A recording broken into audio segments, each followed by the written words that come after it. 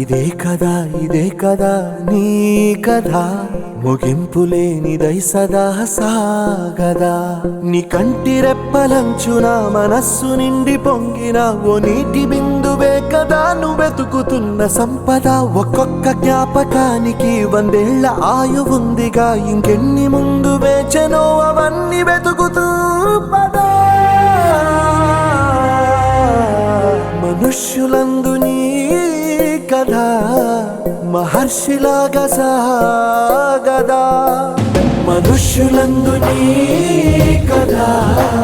మహర్షిలాగా సాగదా